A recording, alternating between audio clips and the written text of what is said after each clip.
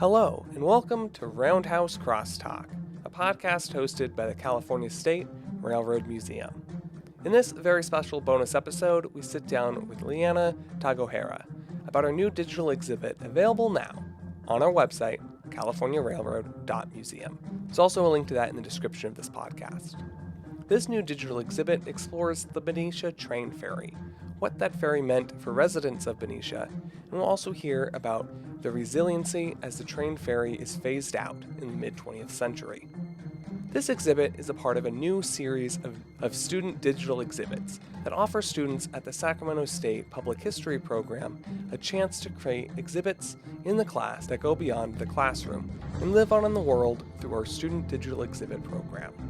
Over the course of 2022, we will see several different exhibits showcased. We hope you enjoy.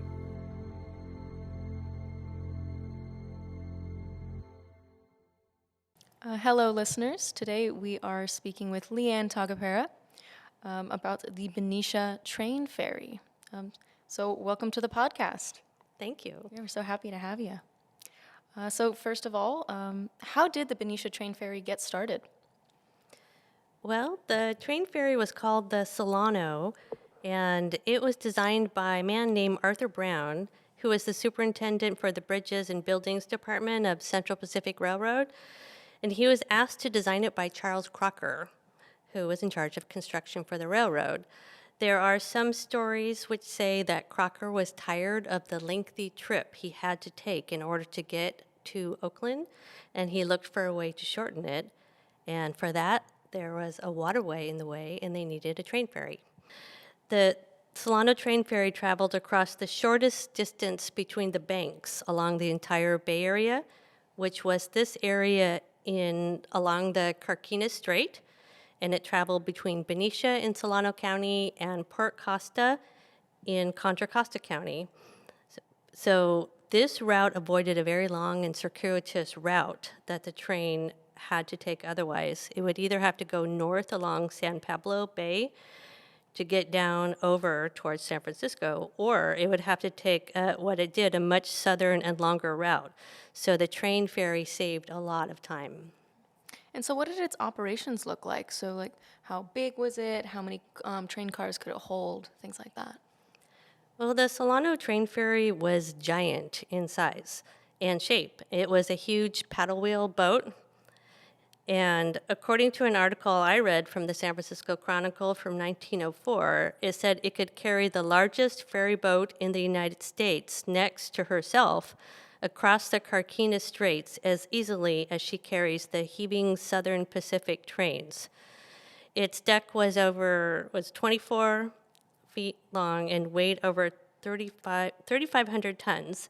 It handled 115,000 freight cars and 56,000 passenger cars a year. It was built for the purpose of carrying a full train of cars. So it could carry 48 freight or 24 passenger cars with the engines across the Straits of Carquinez. So it basically looked like an entire city block. If you saw it out in the water, it was huge. So one thing I found interesting there, so you talked about passenger trains being ferried over as well. Mm-hmm. What were people's reaction to moving on a ferry the size of a city block? Yeah, were there people in the trains while it was?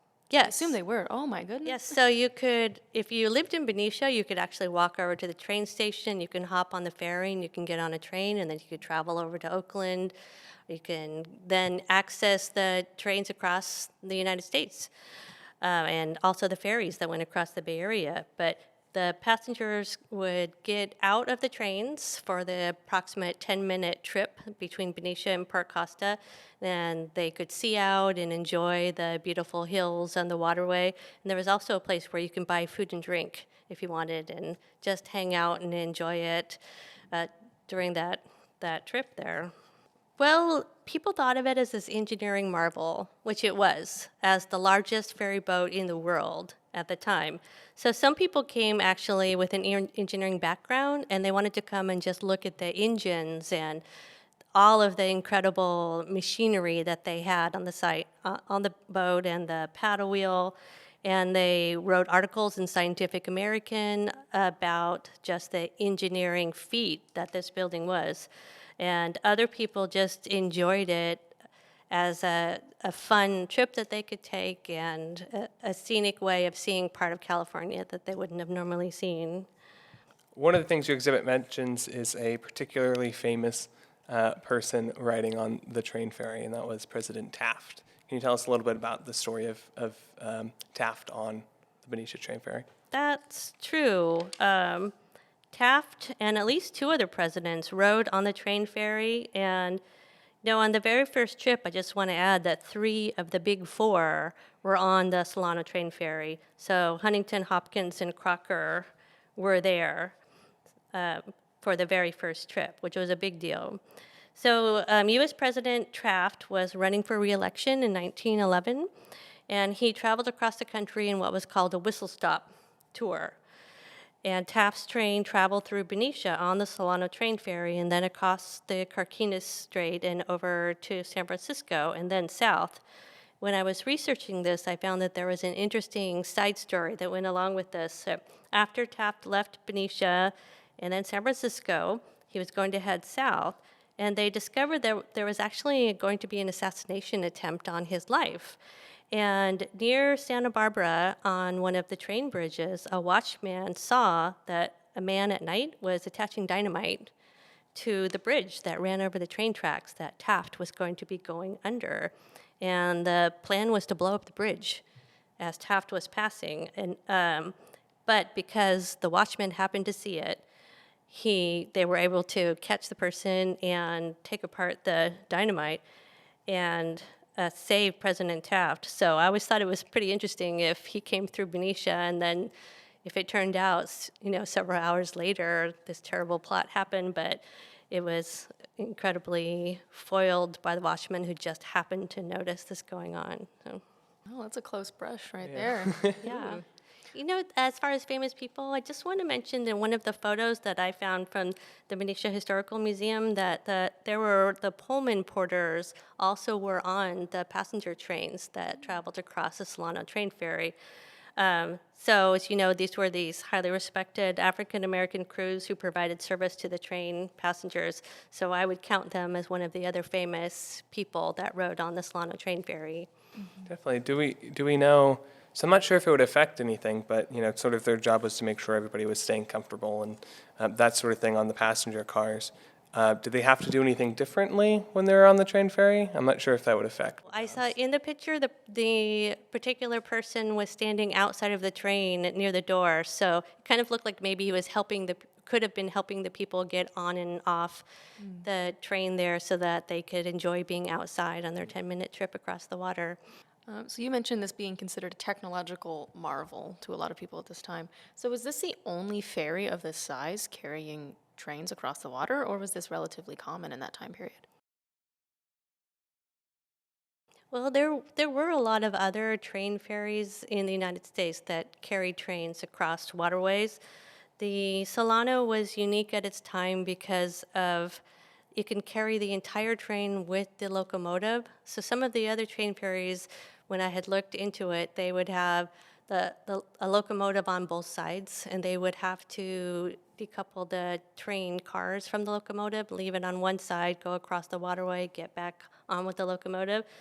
But the Solano Train Ferry could carry the entire train, so it carried the locomotive and all of the train cars. And there was a certain period that transcontinental passenger trains were lengthened, and at that time they separated the passenger trains into 2 parts and put them on, and so they would then put them back together when they went across on the other side of the train. But it was unique because of how much weight that it could carry and the length of the trains. So we talked about this as a technological marvel, and as seems to happen with all technological marvels, eventually other technologies kind of catch up to it, and eventually the train ferry itself was also phased out. Can you talk a little bit about some of the reasons why it was phased out, and eventually what replaced it? The train ferry was phased out because a train bridge was built that replaced it. So it's kind of interesting. Well, there was a second train ferry that was added, I would add, in 1915. So at one point, there were two. So they traveled 24 hours a day, 7 days a week. And with the two, they would just go constantly back and forth. And in 1930, there was a train bridge that was constructed between Benicia and Martinez. This was at the time a $12 million bridge construction project, which I was wondering at today's value, to be what, $1 billion or something, a huge amount of money they spent for that train bridge. But it was worth it to them because it saved a lot of time to not have to stop and then get on the ferry and then get off. They could just drive, take the train straight over the bridge and around the corner. And sometimes the ferries did break down, not that often, but if they did, it was a huge inconvenience to the railroad to have to go around. If you have a train bridge, it's not going to break down. So Benicia at this time was losing its train station, and it was basically losing its connection to the world through the train. People worked for the railroad. They received their mail through the train and goods as well. So the economic and social life of the town was really negatively affected when the train and its service was lost. People had to be bused over the Carquinez Bridge to Crockett, to a train station that they built there in order to catch the train. Think of the people who didn't have cars. They were used to being able to walk to a train station and then travel around the Bay Area, or visitors could come to see them. But Benicia lost its entire station. So it was also a matter of pride. I think the train ferry was really loved by the locals. It ran for 51 years. And besides the local concerns about, the loss of their access to the outside world and, of course, jobs, in your exhibit, you talk a little bit about controversy around the naming of the bridge that replaced the ferry. Could you talk a little bit about that? Sure. This was really interesting when I was researching this through historical newspapers. Well, at the time, there were proposals for different names of the bridge. One was Suisun, as it's near Suisun Bay. But it was proposed by business and political interests in Martinez that the bridge be called only the Martinez Bridge. And there was a meeting held in Martinez without any representation by Benicians. And it looked to be this pretty big local controversy when people from Martinez had met with the Central Pacific, and the railroad had agreed that the bridge would only be called Martinez.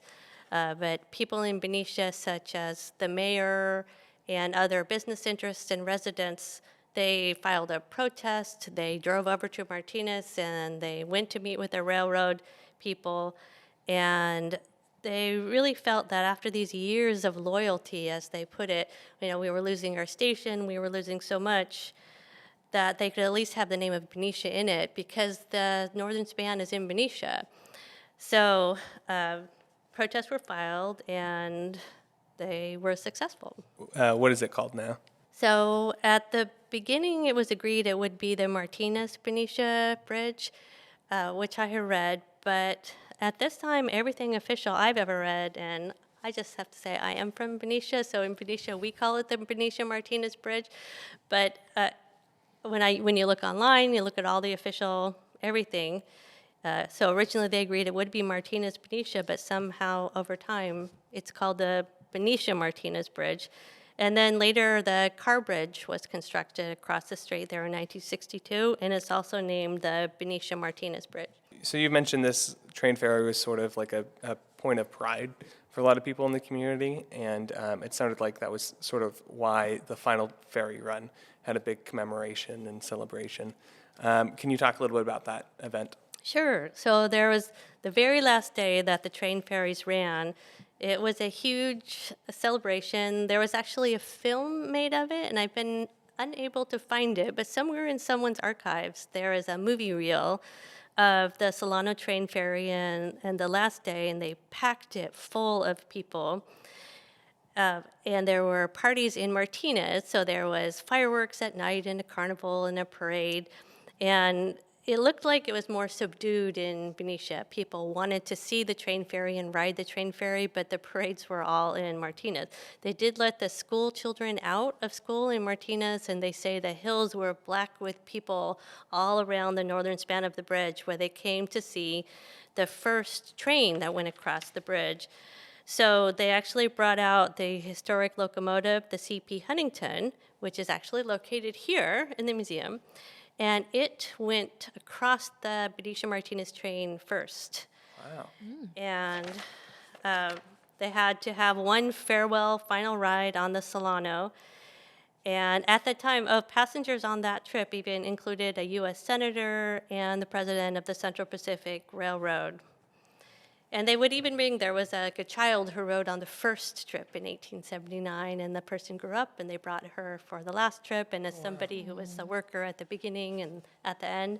So there was a lot of symbolism that they had, because it really was a part of everyday life in Benicia.